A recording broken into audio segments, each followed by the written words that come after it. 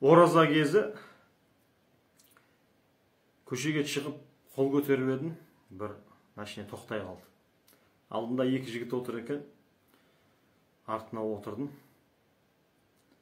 Сөйтсем, артқы орындықтың төмен жағында астында чөлмектер жатыр екен сыңғырлап. Соны анау ұялып кетті да, алдында оң жақта отырған жігіт қолын созып, ана сиденьяның астына, орындықтың астына тығып жіберді. Соны жарайды, үндемен келе жатырмын.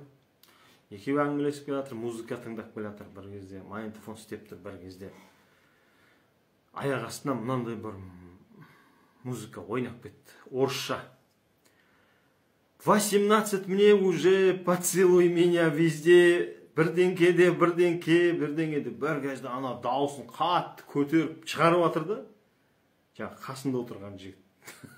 Сосын мен айттым, тоқта, стоп, тоқта дедім, өшір анан, өшір. Бір кезде бірдеңе болып қалды екен деп шошып кетті бір кезде. Дауысын, магнитофонның дауысын өшіріп, не болды братан, не болды дейді. Мен қатарлы жігіттер 45.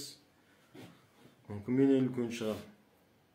Айттым саған, ол енді не поможет дедім, көмектеспейді саған. Сен қазір жыртылып өлсең де саған 18 болмайды дедім.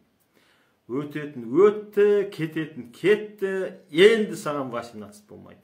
Енді саған оны 1000 жерден жаттап, қайта күніге 99 айтып жүрсең де, ол саған көмектеспейді. Онымен сен сахнаға шығып әнші болмайсың, ондай өлеңдермен. Саған жараспайды да ол.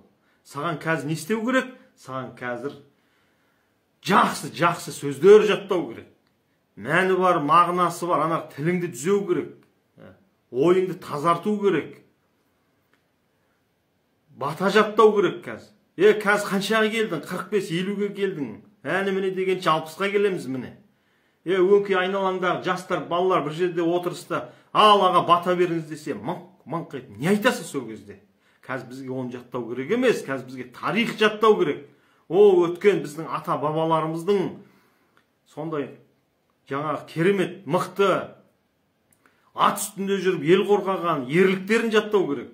Бізге міне сондай нәрселерді жаттау керек деп. Бір кезде әңгіме қозғалып кетті, мен де от алып кеттім. Қайда пробка жарты сағаттан көп уақыт әңгімелесіп келе жатырмыз. Содан уже жететін жерге жетейін деп қаптық. Сосын айттым, жігіттер, мен қатты айтып қойсам ренжімеңдер, кешіріңдер. Мен айтсам, мен бауырым деп айтам, мен айтсам жанашырлықтан айтам деп айтып едім. Бір кезде жететін жерге жеттік. Екеуі машинадан секіріп түсіп, құшақтап, бауырым, ренжімеш, дұрыс айтасың, кешіріп қойшы бізді деп. Ана жерде бір бауырдай құшақтасып қоштастық. Сонда өзінің қателігін мойындай алған адам батыр да, міне нағыз ұяты бар адам, өзінің қателігін мойындай алған адам. Аман болайық бауырлар.